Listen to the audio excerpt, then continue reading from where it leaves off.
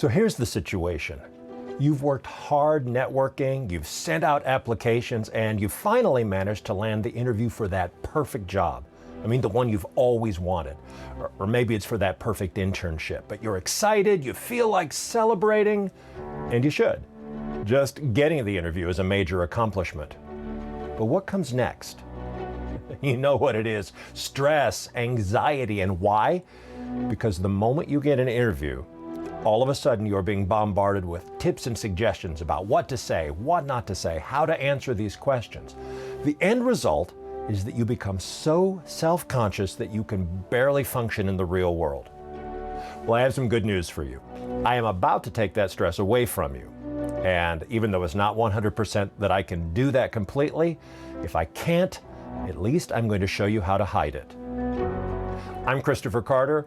Let's talk about the body language of the job interview.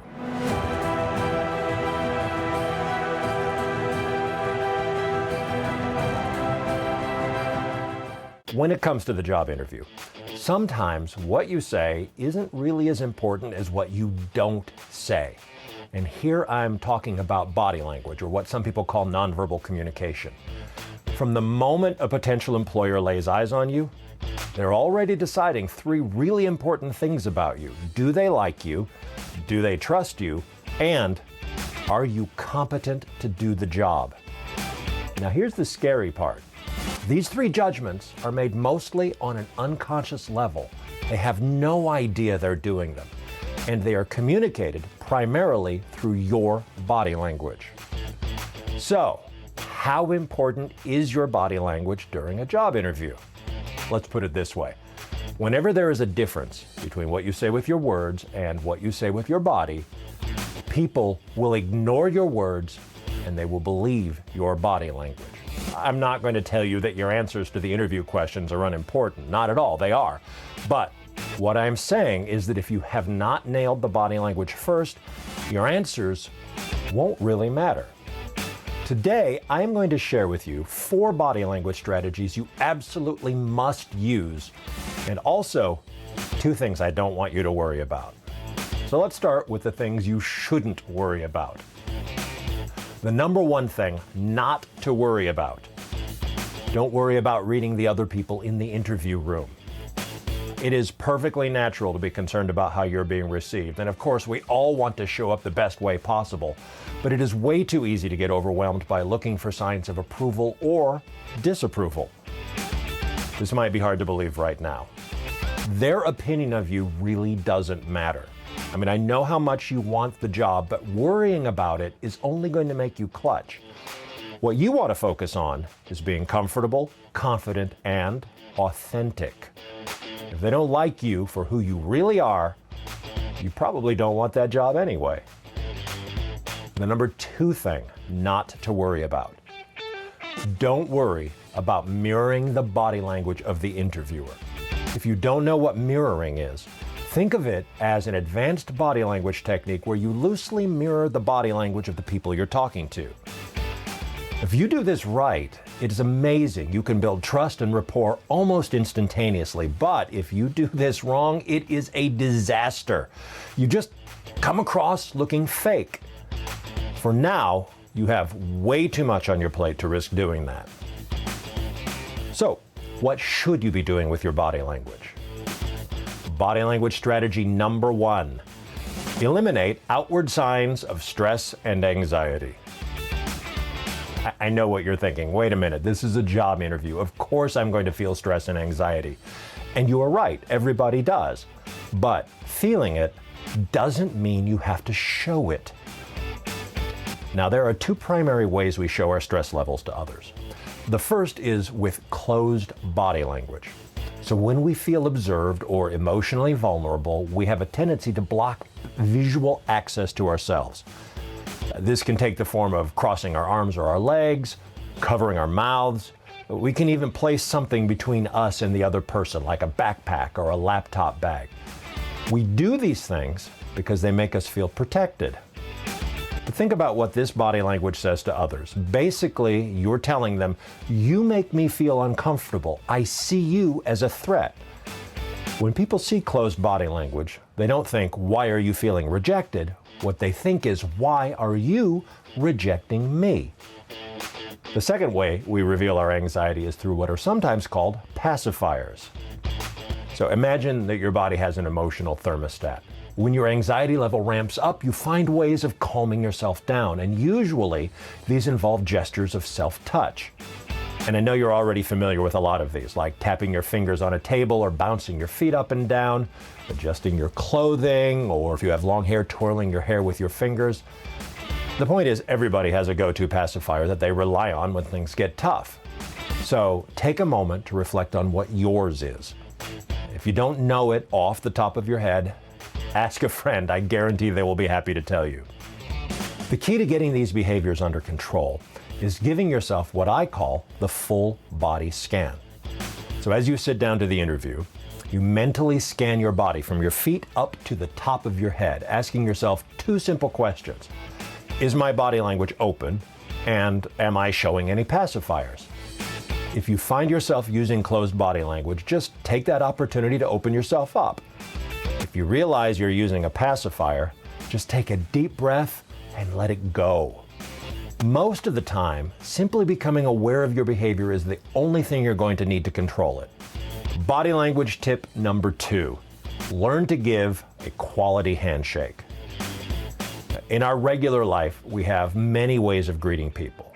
We hug, we fist bump, we kiss on the cheek. In the English-speaking world, in business, the way to greet is still the handshake.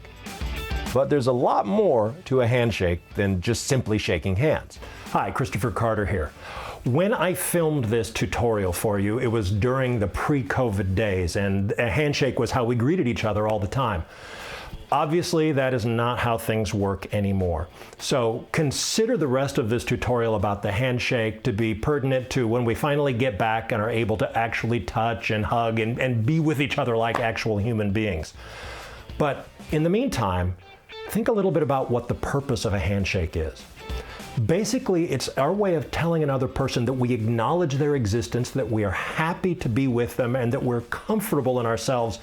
And because we're comfortable in ourselves, we're also comfortable with them. So those 3 ideas should give you some basic guidelines for how you come up with a substitute to the normal handshake. We have created so many substitutes.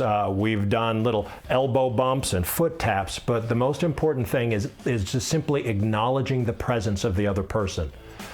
My recommendation during a business situation like a job interview or simply every day at work is to look the person in the eyes, make sure your body is squared to them, give a little wave as you say hi and then their name. That does pretty much the work of the handshake. Hopefully we'll get back to the time when we can actually do a regular handshake, but for now, keep those thoughts in mind during the COVID period. The handshake actually begins with the eyes. The very first thing we do when we reach out to another person is make direct eye contact. Each of us habitually does this in one of 2 ways. We either look at the area that goes from a person's eyes down to their chin, or we look at the area from a person's eyes up to their forehead. If you're looking in this upper zone, you are creating the impression that you're dominant, you're powerful, you're controlling. But if you look in the lower zone, you create the impression that you're warm and you're likable. Unless you are interviewing for a job as CEO, I strongly recommend you focus on the lower zone. The next component of a good handshake is a smile. Smiling shows you're comfortable, you're likable, but only if you give a genuine smile. So what's the difference between a genuine smile and a false or social smile? It's in the eyes. When we feel genuine pleasure at somebody else's existence, we smile, and the smile lights up our entire face. Not just the mouth, but also the eyes. When we are faking sincerity, the smile is only in the mouth. So now you get to the point of actually shaking hands.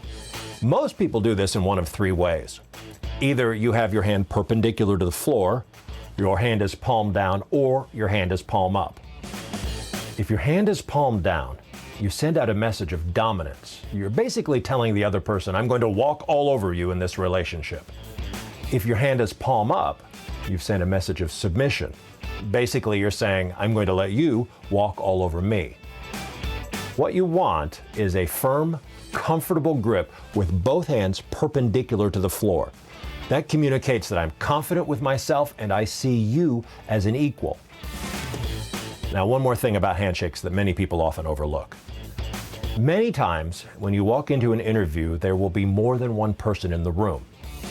Even if only one of those people is going to be asking you questions, it is extremely important that you greet and shake hands with everybody present in the room. Not doing that sends out the signal that you think those people are not important.